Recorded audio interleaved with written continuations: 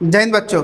बच्चों, आज हम लोग साइंटिफिक मैनेजमेंट का जो सेकंड क्वेश्चन है, टेक्निक्स ऑफ साइंटिफिक मैनेजमेंट, ये वीडियो आज हम लोग पढ़ेंगे। लेकिन वीडियो स्टार्ट करने से पहले आप लोग को मैं बता दूं, जैसे मैंने लास्ट वीडियो में कहा था कि ऑफलाइन क्लास के लिए दुर्गा पूजा डील चल रहा है। 20% ऑफलाइन में डिस्काउंट चल रहा है। जो भी दुर्गा पूजा में यहाँ पे अपना सीट बुक करेंगे तो उनके लिए 20% ऑफ रहेगा। देखो, साइंटिफिक मैनेजमेंट का टेक्निक्स में बहुत सारा पॉइंट्स है जो कि 2 मार्क में भी आता है, 3 मार्क में भी आता है, 1 मार्क में भी आता है, और उसका केस स्टडी भी आता है। तो ध्यान से समझना इस चीज को। जो लोग प्रिंसिपल नहीं देखे हैं, जाके वो वीडियो पहले देख लो, अच्छा समझ में आएगा, और उसके बाद इसको देखना, बहुत अच्छा समझ में आएगा साइंटिफिक मैनेजमेंट के ऊपर में क्या क्या चीज है। क्योंकि साइंटिफिक मैनेजमेंट का मीनिंग जो है ना, वो मैंने उस वीडियो में बताया है। क्लियर हो रहा है? फिर भी मैं इस वीडियो में बता दे रहा हूं कि साइंटिफिक मैनेजमेंट का बेसिक मतलब यही है, to find the best and cheapest way. मतलब अपना काम के लिए एक बेस्ट और एक सस्ता उपाय ढूंढो जो कि कम पैसा में आपको ज्यादा आउटपुट दे। ठीक है, तो अभी हम लोग स्टार्ट करते हैं साइंटिफिक मैनेजमेंट का। सबसे पहला पॉइंट, फंक्शनल फोरमैनशिप। फोरमैनशिप हमारा फंक्शनल होना चाहिए। फंक्शन मतलब फंक्शन से भरा। मतलब जैसे जब आप एक फोन खरीदने के लिए जाते हो ना, जाके क्या देखते हो? सबसे पहले उसका फंक्शन देखते हो कि इसमें ये पर्टिकुलर चीज है कि नहीं, तभी हम ये फोन खरीदेंगे, नहीं तो नहीं खरीदेंगे। या फिर कोई भी इक्विपमेंट जब आप खरीदते हो तो आप क्या देखते हो? तो ठीक उसी तरीका से फंक्शनल फोरमैनशिप को बेसिकली यहाँ पे हम लोग जो बोलते हैं ना, ये होता है extension of division of work. क्या होता है? Extension of division of work.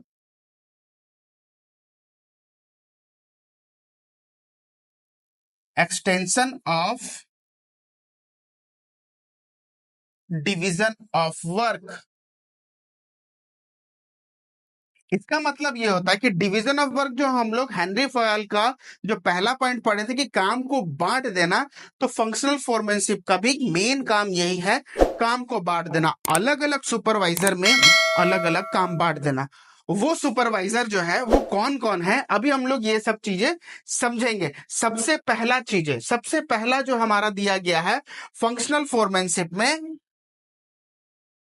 Planning department. देखो, दो पार्ट में बांट दिया गया है, प्लानिंग डिपार्टमेंट, दूसरा हमारा प्रोडक्शन डिपार्टमेंट। तो प्लानिंग डिपार्टमेंट में क्या क्या हमारे सुपरवाइजर्स रहेंगे, प्रोडक्शन डिपार्टमेंट में हमारा क्या क्या सुपरवाइजर रहेगा, ये सब चीजें।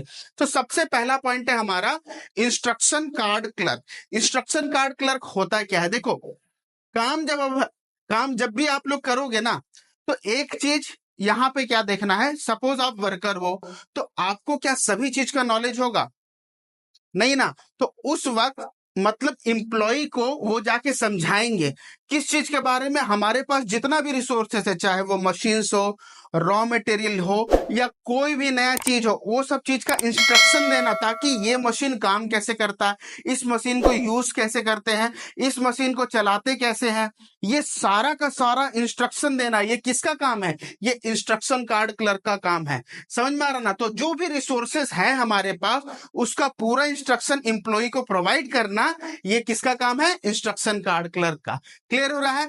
सेकंड पॉइंट है हमारा रूट क्लर्क। रूट क्लर्क क्या बताता है हमें? रूट क्लर्क हमें ये बताता है कि कौन सा काम को पहले करना, मतलब ऑर्डर समझाता है हमें कि पहला काम ये करना है, दूसरा काम ये करना है, तीसरा काम ये करना है, चौथा काम ये करना है।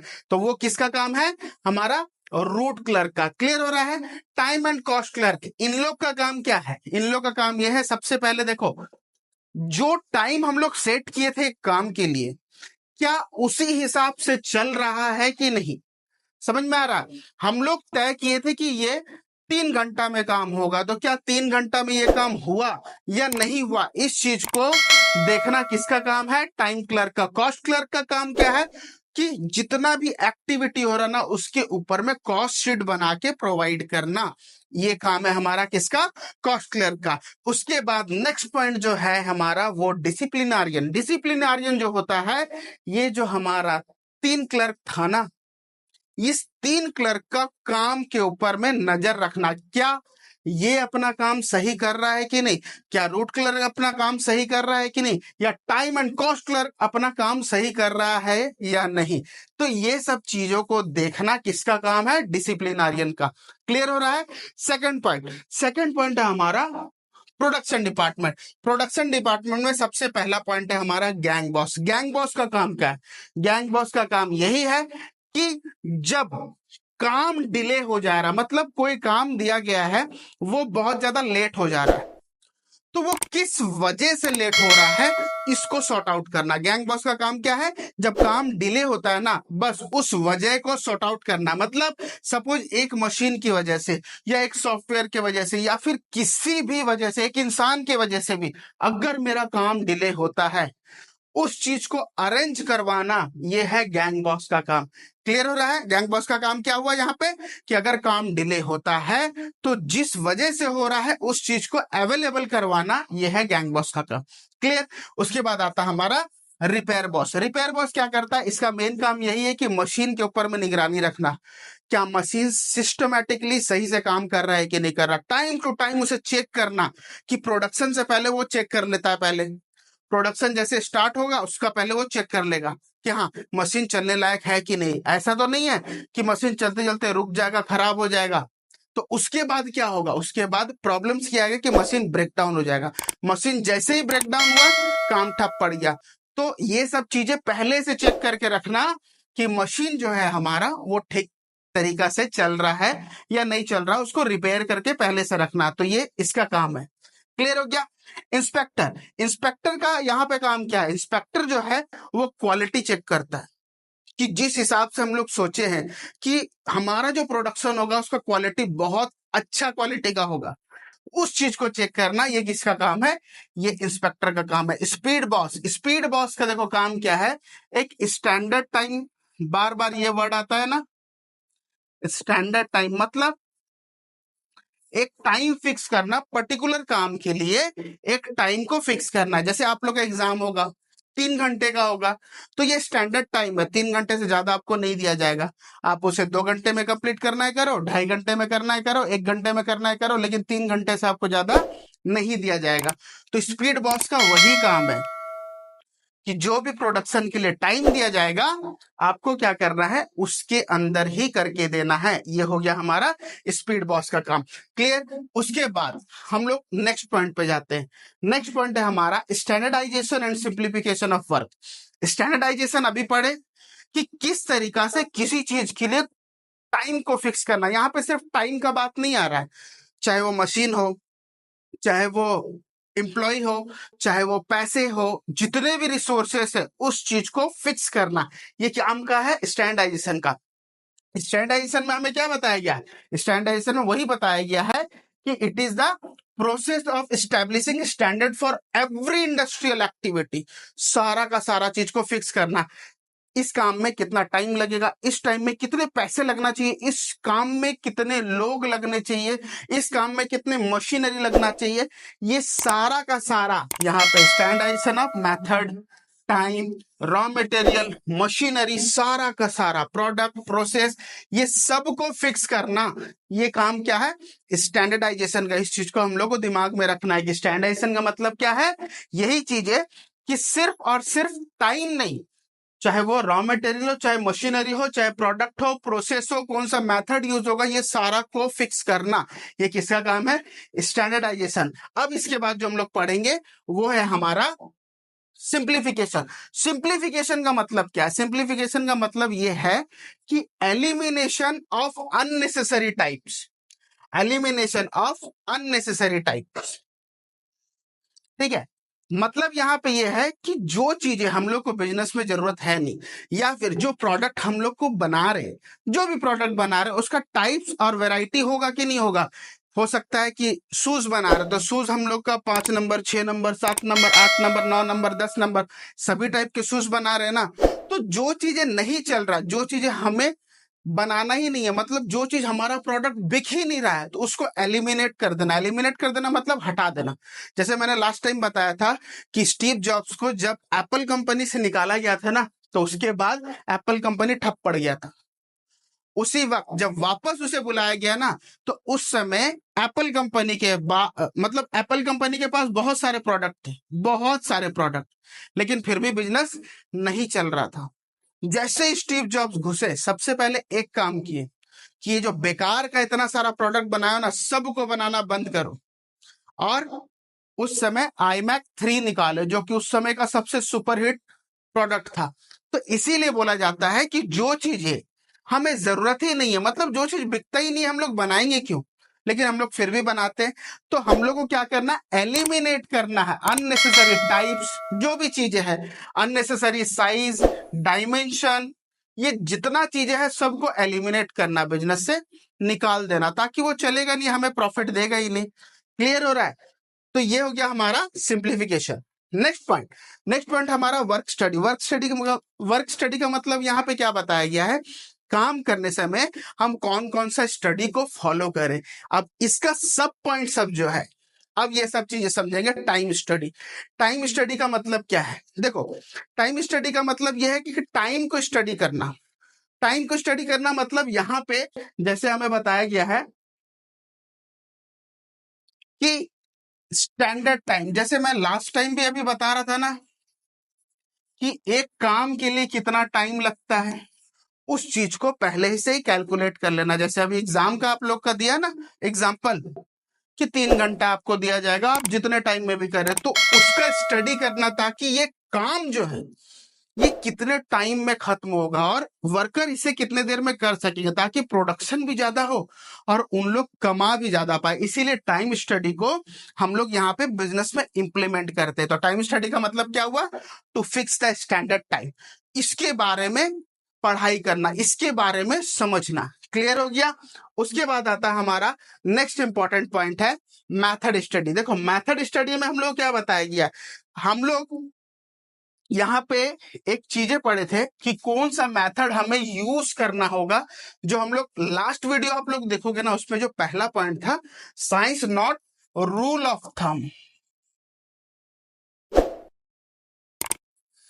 Science not rule of thumb, उसमें क्या बताया था मैंने, उसमें यही बताया था कि जितने भी रूल्स बनते हैं, जितने भी मेथड बनते हैं ना, उसको ओवरकम करने के लिए नया मेथड बनते जाता है। आज देखो ना कि जमाना कितना तेजी से आगे बढ़ चुका है, मतलब पहले क्या मेथड चलता था, आज क्या मेथड चलता था, है ना। तो इसमें अभी हम लोग क्या देखेंगे, देखेंगे ये कि पहले एक आदमी पेन कॉपी लेके अकाउंट्स प्रिपेयर करता था, आज कंप्यूटर लेके बैठता है ना।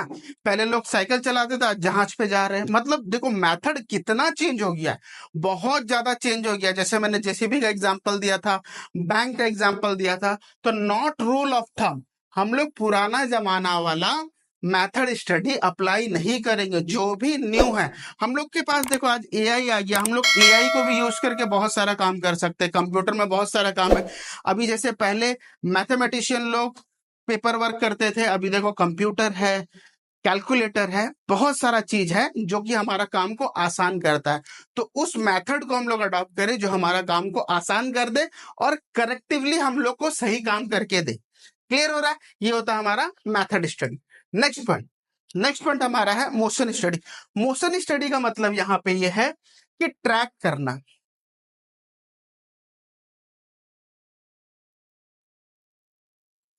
वर्कर का मोशन को ट्रैक करना, वर्कर का मोशन को ट्रैक करना मतलब देखो, वर्कर मोशन का मतलब क्या होता है, कोई भी ऑब्जेक्ट का इधर उधर होना, मतलब एक प्लेस से दूसरा प्लेस जाना।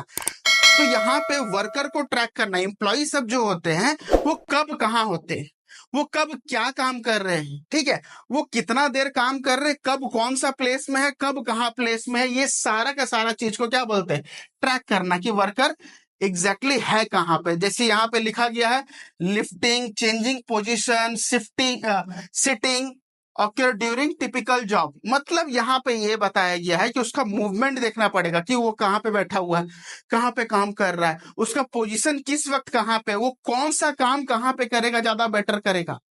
तो ये सब चीजें यहाँ पे किस मेथड में हमें मिलेगा, मोशन स्टडी में हम लोग को यही बताया गया है कि वर्कर जो काम जहां पे ज्यादा अच्छा कर रहा है उसको वहां पे वैसे दो, और उसके बाद देखो कि कितना टाइम वहां कर रहा है, कितना टाइम वहां कर रहा है, वो बीच में फांकी तो नहीं मार रहा। तो ये सारा का सारा चीज को ट्रैक करना, इसको क्या बोलते हैं हम लोग, मोशन स्टडी। क्लियर हो गया? नेक्स्ट पॉइंट है हमारा फैटिग स्टडी। देखो फैटिग स्टडी जो होता है, इसका मतलब हम लोग एक रेस्ट प्रोवाइड करना। कभी कभी क्या होता है कि हम 2 घंटा काम किए, रेस्ट कर लिए, फिर 1 घंटा काम किए, रेस्ट कर लिए, लेकिन ऐसा नहीं होता। इस चीज का स्टडी होना चाहिए कि वर्कर कितना देर काम कर रहा है उसके बाद जाके थक रहा है। तो यहाँ पे हम लोग को यही चीज को देखना है। देखो, does not take breaks while working, यहाँ पे काम करते वक्त उसको यहाँ पे ब्रेक नहीं लेना है। क्यों? क्योंकि एम्प्लॉयर जो है आपको ब्रेक लेने का टाइम दिया जाएगा, लंच का टाइम दिया जाएगा, रिफ्रेशमेंट का टाइम दिया जाएगा, ब्रेकफास्ट का टाइम दिया जाएगा। इवन बहुत बड़े बड़े कंपनी में ना, जैसे मैंने बताया था आपको लास्ट टाइम भी कि गूगल क्या करता है, अपने वर्कर को रेस्ट करने के लिए एक पॉड दे देता है। जापानीज स्कूल में भी वैसे ही होता है कि बच्चे लोग का जब टिफिन होता है ना, तो सिर्फ खाने के लिए नहीं दिया जाता, रेस्ट करने के लिए, सोने के लिए भी उन लोगों को टाइम दिया जाता है। तो ठीक उसी तरीका से क्या आप भी क्या 8 घंटा, 10 घंटा, 11 घंटा, 12 घंटा आप क्या कंटिन्यूअसली काम कर पाएंगे? नहीं कर पाएंगे। तब उस समय क्या होता है, हमें ब्रेक देना जरूरी है। तो ब्रेक कितने देर का देना है, कितने टाइम बाद देना है, कितने बार देना है, इसको ही बोला जाता है फटिग स्टडी। इसके बारे में समझना, कितना रेस्ट देना है, ठीक है, कितना देर तक देना है और कितनी बार देना है, उस टाइम पीरियड में, उस इंटरवल को हम लोग को समझना होगा। इसे ही बोला जाता है फटिग स्टडी। क्लियर हुआ? उसके बाद नेक्स्ट हमारा इंपॉर्टेंट पॉइंट है मेंटल रिवोल्यूशन। मैंने लास्ट क्लास में ये बताया भी है कि मेंटल रिवोल्यूशन जो है, हार्मनी नॉट डिस्कॉर्ड में मैंने बताया था कि मेंटल रिवोल्यूशन में यहां पे हार्मनी बनाए रखना है ना, किसके बीच में? मैनेजमेंट एंड वर्कर के बीच में, दोनों के बीच में हार्मनी बनाए रखना, मतलब भाईचारा बनाए रखना बहुत जरूरी है। क्योंकि मैनेजमेंट को वर्कर का जरूरत है और वर्कर को मैनेजमेंट का जरूरत है। दोनों एक दूसरे के बिना काम नहीं कर पाएगा। अगर भाईचारा नहीं बने रहा तो काम हमेशा खराब ही होगा। मैंने ये भी बताया था कि पहले ऐसा होता था, पहले मतलब यहाँ पे इंडियन बिजनेस में तो अलग चीज है, लेकिन जापानीज लोग क्या करते हैं, मैंने बताया था कि उन लोग को अगर कुछ भी, कोई भी वर्कर को अगर मैनेजमेंट से दिक्कत है तो अपने हाथ में या फिर चेस्ट में वो काला बैज डाल देते थे, ताकि उसे देख के समझ में आ जाए कि वो मैनेजमेंट से सेटिस्फाइड नहीं है। इसीलिए हार्मनी बनाए रखना बहुत जरूरी है। अगर हार्मनी नहीं बने रहेगा तो हमारा बिजनेस ढंग से नहीं चलेगा। क्लियर हो रहा है? देखो, मतलब आप लोग देखोगे मूवी वगैरह में कि मजदूर लोग हड़ताल कर रहे हैं। मजदूर जब हड़ताल करते तो क्या बिजनेस चलता है? नहीं ना। तो मजदूर के बिना मैनेजमेंट भी नहीं चलेगा। अगर मैनेजमेंट नहीं रहेगा तो वर्कर का भी काम नहीं होगा। क्लियर हो रहा है? उसके बाद नेक्स्ट पॉइंट है हमारा डिफरेंशियल पीस रेट सिस्टम। देखो, यहाँ पे एक टारगेट बनाया जाता है, यहाँ पे एक टारगेट बनाया जाता है जिसको हम लोग स्टैंडर्ड बोलते हैं, टू फिक्स द स्टैंडर्ड। उस टारगेट के हिसाब से टेलर बोलता है कि काम दो। ठीक है, यहाँ पे ऐसा तो मेंशन नहीं है, लेकिन आप लोग को बता देता हूं मैं कि टारगेट जब भी बनाते हैं ना, अगर उसको स्टैंडर्ड बोलते हैं। टारगेट से जो भी ज्यादा काम करता है उसको उसका सैलरी का 120% मिलता है, और जो भी उससे कम करता है उसको उसका सैलरी का 80% मिलता है। इसे ही बोला जाता है डिफरेंशियल पीस रेट सिस्टम। ये इस तरीका का सिस्टम बनाया गया है। क्लियर हो रहा है? तो टेलर यहाँ पे क्या बताया कि एक टारगेट दो, अगर कोई टारगेट को क्रॉस करता है तो उसी का सैलरी का उसका 120% दो, अगर उससे कम करता है तो 80% उसी का सैलरी दो। जैसे मान लो कि किसी का सैलरी 100 रुपया है, तो अगर ज्यादा किया तो 120, किसी का सैलरी 100 रुपया अगर कम किया तो 80 रुपया दो। इस तरीका से बताया गया। खैर, इस पॉइंट में मैनेजमेंट में ये नहीं बताया गया, लेकिन कॉस्ट अकाउंटिंग जब आप लोग पढ़ोगे तो इस चीज को आप लोग समझोगे। तो होप आप लोग को यहाँ पे पूरा का पूरा वीडियो अच्छे से समझ में आया होगा।